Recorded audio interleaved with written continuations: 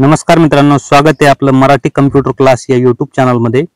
मित्रांनो, आजच्या व्हिडिओमध्ये आपण कम्प्युटर म्हणजे काय आणि कम्प्युटरचे वेगवेगळे पार्ट्स कोणकोणते असतात त्याविषयी माहिती बघणार आहोत। तसेच त्या पार्ट्सचा उपयोग काय होतो त्याविषयी सुद्धा आपण माहिती बघणार आहोत।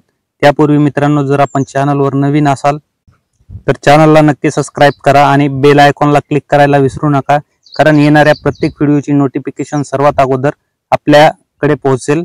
चला तर मित्रांनो, जास्त वेळ न घेता आपण कम्प्युटर्स म्हणजे काय आणि त्याच्या पार्ट्स विषयी माहिती बघूया। चला तर वळूया आपल्या व्हिडिओकडे।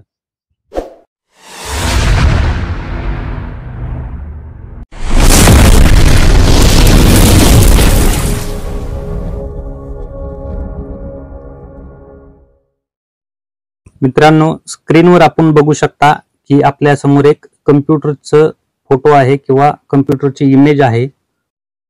यालाच आपण मराठीमध्ये संगणक असे म्हणतो। मित्रांनो, कम्प्युटर हे आजच्या युगातील अत्यंत महत्त्व आणि आवश्यक असं इलेक्ट्रॉनिक डिव्हाइस आहे। हे डिव्हाइस आज लहान मोठ्या किराणा दुकानापासून मेडिकल स्टोअर ते मोठमोठ्या कॉर्पोरेट कंपन्यांमध्ये कम्प्युटर शिवाय कुठलंही काम होत नाही। प्रत्येक ठिकाणी कम्प्युटर हे अत्यंत आवश्यक असलेली आहे। मित्रांनो, कम्प्युटर हे एक मॉनिटर, सीपीयू, कीबोर्ड, माऊस आणि वेगवेगळ्या ॲप्लिकेशन आणि सॉफ्टवेअरनी बनलेलं एक इलेक्ट्रॉनिक डिव्हाइस आहे, जे की आपल्या सूचनानुसार काम करत असतं। चला तर आता आपण कम्प्युटरच्या वेगवेगळ्या पार्ट्स विषयी माहिती बघूया। मित्रांनो, स्क्रीनवर आपल्याला एक सीपीयू दिसतोय। सीपीयू म्हणजे सेंट्रल प्रोसेसिंग युनिट हा सीपीयूचा फुल फॉर्म आहे। सीपीयूलाच आपण कम्प्युटरचा मेंदू सुद्धा म्हणू शकतो, कारण संपूर्ण काही कम्प्युटरचं काम असतं ते फक्त सीपीयू वर आधारित असतं।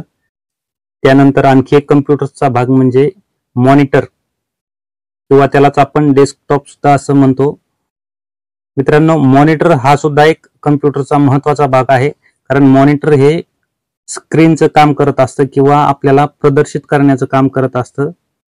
सीपीयू जो काही डाटा जमा करत असतो किंवा कॉपी करत असतो, त्याच्या सूचनांनुसार मॉनिटर तो डाटा आपल्याला प्रदर्शित करत असतो किंवा दाखवत असतो। त्यामुळे मॉनिटर हा सुद्धा एक कम्प्युटरचा अत्यंत महत्त्वाचा असा भाग आहे। ते सुद्धा वेगवेगळे प्रकार आहेत, एलईडी मॉनिटर, एलसीडी मॉनिटर आणि एआर मॉनिटर असे 3 चे मॉनिटर्स असतात। त्यानंतर आहे कीबोर्ड।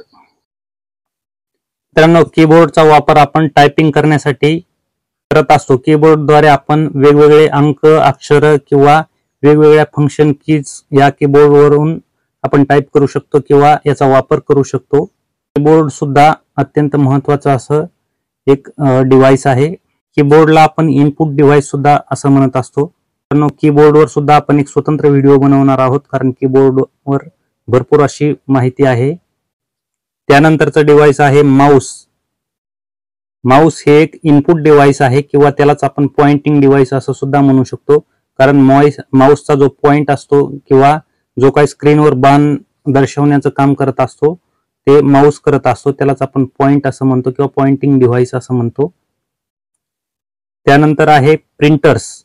प्रिंटर हे कम्प्युटरवरून प्रिंट करण्याचं काम करत असतं किंवा आपल्याला हार्ड कॉपी देत असतं। प्रिंटरचा उपयोग आपल्याला वेगवेगळ्या प्रिंट काढण्यासाठी होत असतो, त्यामध्ये आपण कलर किंवा ब्लॅक अँड व्हाईट प्रिंट सुद्धा काढू शकतो। प्रिंटर हे एक आउटपुट डिव्हाइस आहे, हे लक्षात ठेवायचे।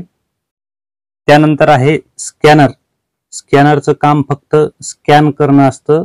आपले जे काही डॉक्युमेंट आहेत ते आपण स्कॅन करून पुढे पाठवू शकतो किंवा आपल्या कम्प्युटरमध्ये सेव्ह ठेवू शकतो। मित्रांनो, स्कॅनर हे एक इनपुट डिव्हाइस आहे। त्यानंतर आहे पेन ड्राईव्ह।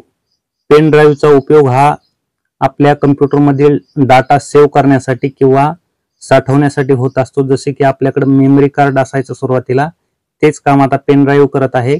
पेन ड्राईव्ह मध्ये आपण आपले फोटोज, व्हिडिओज किंवा आणखी काही फाईल, फोल्डर सेव्ह करून ठेवू शकतो। पेन ड्राईव्ह डिव्हाइस आहे। त्यानंतर आहे बायोमेट्रिक डिव्हाइस। आता बायोमेट्रिक डिव्हाइस जे आपल्याला स्क्रीनवर दिसते त्याचा उपयोग आपण आपला थंब घेण्यासाठी किंवा आपले फिंगर घेण्यासाठी, आधार कार्ड काढण्यासाठी किंवा आधारवरून पैसे काढण्यासाठी आपल्याला बायोमेट्रिकचा उपयोग होत असतो।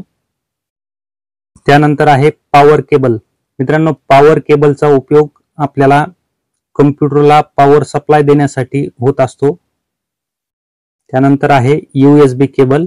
मित्रांनो, USB केबल हे आपल्या कम्प्युटरला वेगवेगळे डिव्हाइस कनेक्ट करण्यासाठी USB केबलचा उपयोग होत असतो.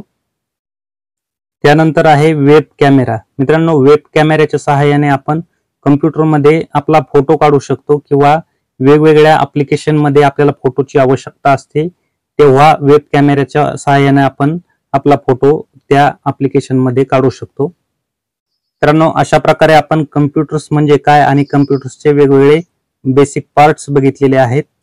अशाच नवनवीन माहितीसाठी चॅनलला नक्की सबस्क्राईब करा. धन्यवाद.